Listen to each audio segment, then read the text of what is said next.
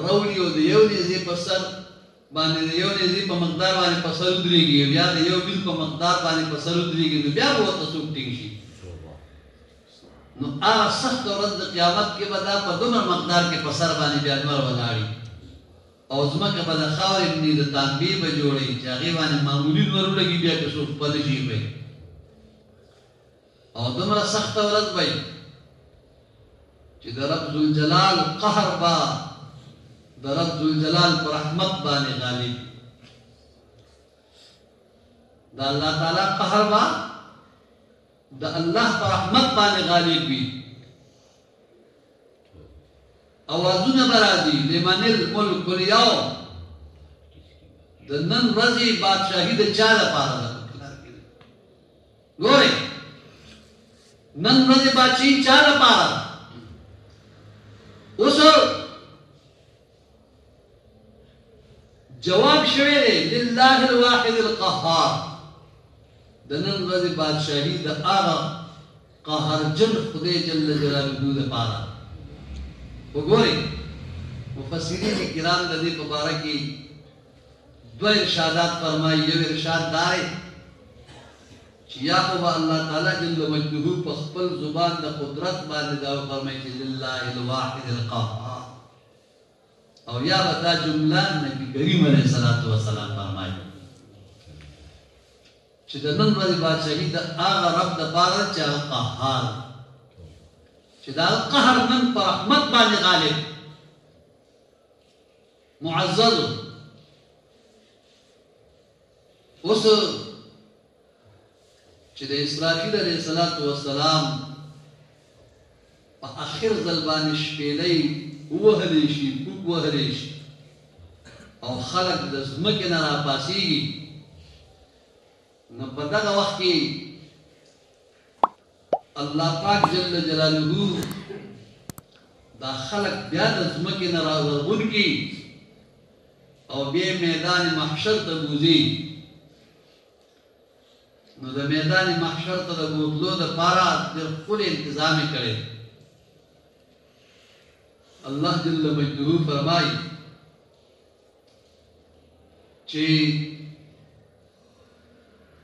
زه د قدرت خاوند یم زه د قدرت خاوند یم زما د دې کائناتو نه هېڅوک بهر ته وتی نشي الله فرمایي یا معشر الجن والانس ان استطعتم ان تنفذوا من اقطار السماوات والارض فانفذوا لا تنفذون الا بسلطان اے د پیریانو انسانانو دواړو ډلو که چېرې تاسو طاقت لرئ او زما د دې اسمانونو د ځمکو د اطرافو نه د دې د حدودو نه بهر ته وتی شئ نو بس ټیک د لاړ شئ وځئ خو الله فرمایي لا تنفذون الا بسلطان تاسو د دې حدودو نه بار وتی نه شئ مګر په طاقت سره او ستاسو طاقت نشته چې هغه استعمال کړئ وځئ هغه انتظامات الله جل مجده سره اوس دا مخلوق چې دی په دنیا کې پراګندنې خور ور پروت دی دا ټول به میدان محشر ته څنګه راجمع کېږي نو چې کله دوی د ځمکې نه راپاڅئ نو فرشتو ته به الله فرمایي تاسې هم ورپسې شئ او اور به راولېږي اب دوی نه چاپېرې او بس دا ټول به یو ځای ته راغونډ کړي او دا اور بهر ته به یې نه پرېږدي چې دوی منډې ووایي فرشتې به هم ورپسې وي او دا اور به هم ورپسې وي او ټول به را په مخه کړي یو میدان محشر ته به ټول راجمع کړي اتلس زره قامه به دغه میدان محشر ته چې کله خلق راشي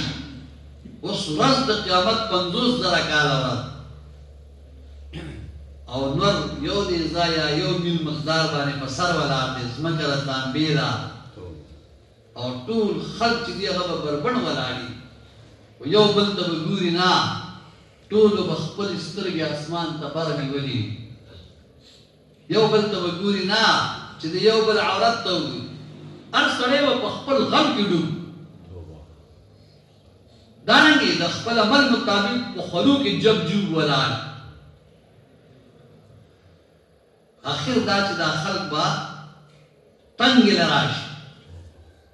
او بیا په خپلو کې مشوره وکړي چې راځئ چې د الله یو محبوب له ورشو چې هغه د الله په حضور کې زموږ دپاره شفاعت وکړي چې حساب کتاب شروع ځکه دا ترکیب هم موږ ولاړ نو دوی به حضرت آدم علیه السلام نه راشي آدم علیه السلام ته به عرض وکړي ته صفی الله یې ابو البشر تاسو د الله حضور ته ورشئ او الله ته درخواست وکړئ چې حساب کتاب شروع نو آدم علیه السلام باندې به د الله دومره یره غالب وي چې هغه به ورته فرمایي زه دا کار نشم کوی اذهبوا الی غیر زمان علاوه بل چا له لاړ شئ آدم علیه السلام د الله حضور ته مخامخ کېدی نه شي بیا به خلک حضرت شیس علیہ السلام دراشي هغه به همدغسې جواب وله ورکړي ادریس علیہ السلام ته به راشي هغه به همدغسې جواب ورکړي رخصت به یې کړي نوح علیہ السلام له به راشي نو داسې به هر یو دربار ته د انبیاء کرامو علیهم الصلوات والتسلیمات خلک ورځي چې داسې یو یو دربار ته ورځي دا جواب میلاویږي یو بل ته په دې به څومره وخت لګي دا ډلې ډلې به روانې د خلکو او جواب به ورته همدا میلاویږي چې اذهبوا الی غیر زمان علاوه بل چا له لاړ شئ هر یو به وایي نفسي نفسي ما سره د ځان غم دی ما سره د ځان غم دا 1,40,000 انبیاء کرام علیهم الصلوات والتسلیمات په دې کې به یوم د الله حضور ته ورتللی یره به د الله په دې باندې غالب وي او بل دا چې دی الله د دې نه وړاندې لیدلی هم نه ای زما محبوبه چې کله دغه انبیاء کرام علیهم الصلوات والتسلیمات چې دې نه وړاندې زه لیدلی نه یم کړومبي ځل به اوس ما ته راځي نو یریږي یره پې غالبه ده زما حضور ته مخامخ کېدی نه شي چې د مخلوق دپاره سفارش ما ته وکړي ځکه ورته چې اذهبوا الی غیر اذهبوا الی غیر زمان علاوه بل چا له لاړ شي زمان علاوه بل چا له لاړ شي نو چې دا خلق په آخره کې تا مبارک له راشي او تم ورته وایې چې اذهبوا الی غیر بیا به خلک چا اوس داسې وکړه په دنیا کې راشه زما د جمال دیدار وکړه زه به تا په دنیا کې لیدلی یم د قیامت په ورځ به ډاډه زما دربار ته را روان ډاډه به زما دربار ته را روانې او بیا به د دې مخلوق دپاره زما په دربار کې سفارش کې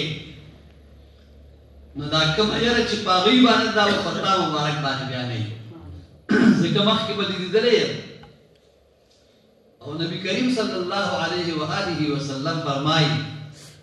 چې د معراج په شپه باندې ما کله د رب الجلال سره ملاقات وکړ نو الله ما سره او ما الله سره د ناز او راز خبرې وکړي یو روایت کې 80,000 خبرې دي او بلکې 40,000 خبرې دي یعنی ما الله سره 80,000 خبرې وکړي بل روایت کې ما 40,000 خبرې الله سره وکړي دا 40,000 یا 80,000 نبی کریم علیه الصلاۃ والتسلیم فرمایي وی په دې کې یو خبره ما د ځان لپاره نه ده کړې الله رب الجلال سره مې دا 80,000 یا دا 40,000 ټولې خبرې د امت په باره کې کړي دا مې د امت په باره کې کړي نو زما محبوبه د قیامت په ورځ به په هغې باندې زما هیبت کاري وي نو بیا تا هغې کې څه فرق پاتې شي دې وجې نه دنیا کې راشه او زما د جمال دیدار وکړه د قیامت په ورځ به زما دربار ته ډاډه را روانې تا به زه مخکې لیدلی یم تا سره مخکې ما راز او ناز کړی وي نو دا خلکو مشکل به ستا په خاطر او برکت باندې اسان وګرځي دې وجې نه چې دا ټول دربارونه خلکو ګوري او په آخره کې چې ښه ستړي شي او ستومانه شي او زره زره شي نو عیسی علیه السلام نه راشي عیسی علیه السلام ته به دا خلک وایي ته مبارک روح الله د الله حضور کې زمونږ دپاره سفارش وکړه الله دربار تلاش عیسی علیہ السلام ورته فرمایي زم دا کار نشم کولی خو دا درته نه ویم چې اذهبوا الی غیري زما نه علاوه بل چا له لاړ شي زه درته ښیم چې چا له لاړ شي نن که ستاسو مشکل اسانېږي هغه په دربار محمدي صلی الله علیه وسلم کې اسانېږي بل خوا مه ځئ زه ستاسو رهبري دومره کولی شم چې ټول لاړ شي حضور علیه السلام مبارک ته او زما دا یقین دی چې نن به ستاسو مشکل د هغه مبارک په طفیل باندې اسانېږي نو دا نشانګري کول هم ډېر لوی نعمت دی چې خلک دې نه واقف شي چې حضور علیه السلام مبارک په وجه به زمونږ مشکل اسانېږي نو بیا به میدان محشر کې ټول خلک ګرځي او تر او لیوني به ګرځي نبي علیه السلام مبارک حضور صلی الله علیه وسلم مبارک با د عرش معلا سره به د نور یو قبه جوړوي هغه قبې د نور کې به تشریف فرمایي د الله تعالی په محبت کې به مستغرق وي هغه وخت کې به جبرائیل علیہ السلام راشي اے الله محبوبا امتیان در پسې په میدان محشر کې ګرځي او تاسو مبارک لټای چونکی محبوب علیہ السلام بد الله جل مجدوه په محبت کې مستغرق وي د امت دا خبره چې ووري دا استغراق دا عالم نه نبی علیہ الصلوۃ والسلام بهر تراشي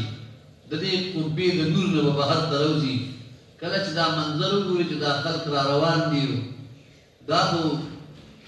ډېر زیات په تکلیف کې مبتلا یو شاعر وایي حسن رضا رحمت الله تعالی علیہ دا شعر فرمائی فقط اتنا غرض ہے انعقاد بزم محشر کا فقط اتنا غرض ہے انعقاد بزم محشر کا تمہاری شان محبوبی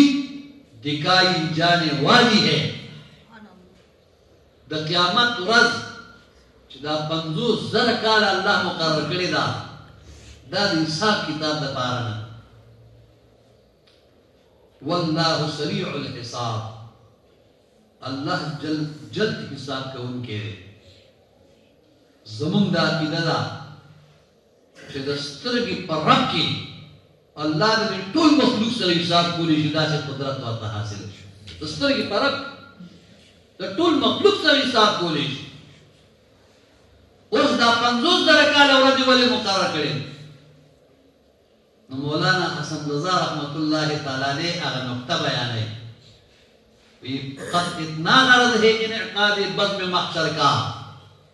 دا د قیامت د ورځې د محشر دا بزم او مجلس چې مقرر کړی دی د دې غرض او مقصد صرف همدا دی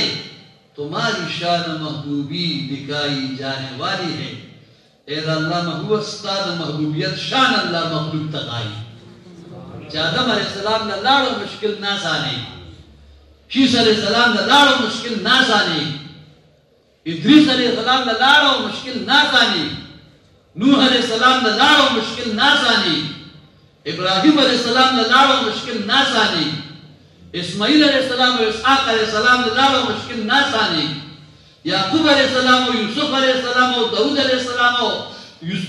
سلیمان علیہ السلام و زکریا علیہ السلام اور یحییٰ علیہ السلام و دالبیوی بدگزیدہ ہستی اور موسیٰ علیہ السلام و ہارون علیہ السلام یہ طول درباروں باندې خلقو ګرځي مشکل ناسانیږي او چې د محبوب دربار ته راغلل نو محبوب علیہ السلام چې دې ته وګوري څه چل شوی دی قربان مونږ په ټولو دربارونو ګرځېدو هر یو پیغمبر علیہ السلام راته جواب راکړ چې نفسی نفسی اذهبوا الى غیری ما سره ځان فکر دی ما سره ځان فکر دی تاسو بل چاله لاړ نبی کریم علیہ السلام مبارک ورته داسې نه فرمایي چې نفسی نفسی اذهبوا الى غیری بلکې ورته دا خپل دواړه لاسونه مبارک راوالي او دا په سینه مبارکه کیږي انا لها نبی علیہ السلام په سینه مبارکه ټپای انا لها زه د دې دپاره یم زه د دې دپاره یم تاسو بېغمه شئ زه اوس د الله دربار ته او د الله حضور ته ورځم د شفاعت کمربند به ملا مبارکې نه چابېرئ او یقین وساتئ د میدان محشر ټول خلق به یې ویني چې نبي علیه السلام مقام محمود ته تشریف وړونکي وي دا ټول خلق به یې ویني چې محبوب علیه السلام مقام محمود ته روان شي کله چې مقام محمود ته محبوب علیه السلام مبارک لاړ شي په مقام محمود کې به الله ته یو سجده ولګوي دا یو سجده به د دنیا د اوو شپو د اوو ورځو په مقدار باندې دنیا کې چې یو هفته تېرېږي خو شپه ورځ دواړه په دې څومره وخت لګي دومره به یو سجده الله ته د ناز ولګوي دغه سجده چې د اوو ورځو د اوو شپو په مقدار باندې سر ته ورسېږي الله تعالی جل جلاله هغه قهر به په دې دوران کې رو رو را ختمېږي او بیا به رحمت غالب شي په خبره ورسېږي رحمت به غالب شي د محبوب د سر مبارک د لګولو په برکت به قهر د الله په رحمت باندې بدل وګرځي او بیا به چې دی محبوب صلی الله علیه وسلم ته د رب ذوالجلال د طرف نه ارشاد راشي دا به څومره خوږې خبرې وي ارفع رأسك يا محمد اے زما محبوب سر مبارک د دې ناز د سجدې نه پورته کړه سل تعطى سوال کوا ته چې څه غواړې هغه تا ته نن ورځ درکولی شي شفع تشفع شفاعت کوا ستا شفاعت زما دربار کې قبول او منظور حضور صلی الله علیه وسلم با د ناز سر مبارک بیا اوچت کړي او د امت دپاره به د شفاعت درخواست الله جل جلاله ته الله به دا درخواست قبول کړي نبی کریم علیه السلام ته به اجازت د شفاعت میلاوي شي چې څو نبی کریم علیه السلام مبارک شفاعت نه کړي یو پیغمبر هم شفاعت کولی نه شي دی مبارک هغه هستی مبارکه ده چې دی به د الله دربار ته ورځي او د شفاعت درخواست به د الله نه منظوروي دی مبارک چې شفاعت وکړي د ده شفاعت ته شفاعت کبرا وایي بیا دی مبارک چې د چا شفاعت وکړي هغه خلق به د نورو خلقو شفاعت هغوی چې د چا شفاعت وکړي هغه خلق بیا د نورو شفاعت کوي او د نورو پیغمبرانو علیهم الصلوات والتسلیمات ته هم د شفاعت اذن میلاوي شي د دې نه پس شهدا به شفاعت کوي قرآن به شفاعت کوي نابالغ معصومان به شفاعت کوي اولیاء الله به شفاعت کوي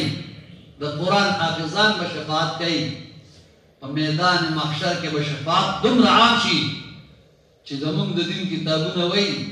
د شیطان مقدمه پیدا شي چې کېدی شي ما نن نظر الله وبخښي شفاعت به دومره عام شي اوس دا مشکل چې د خلکو آسان شو دا د چا د وجې نه دا د حضور علیه السلام مبارک د وجې نه محبوبه دی به زما دربار ته نشي راتلی یریږي وه نو چې تم دغسې یریږي او دی یریږي نو بیا فرق څه پاتې شه نن راشه په دنیا کې زما دیدار وکړه زما جمال دا وینا بلا کیف زما سره راز او ناز وکړه سبا د قیامت په ورځ چې بیا زما دربارې ربوبیت ته راځي نو دغه یره به په تا باندې نه وي د خلقو مشکل به ستا په خاطر او برکت باندې اسانېږي نو په دنیا کې ورله معراج مقرر کړ دا چند وجوهات مې ستاسې په مخکې بیان کړ الله تعالی جل جلاله دې زموږ نه په خپل جناب کې قبول او منظور کړي الله دې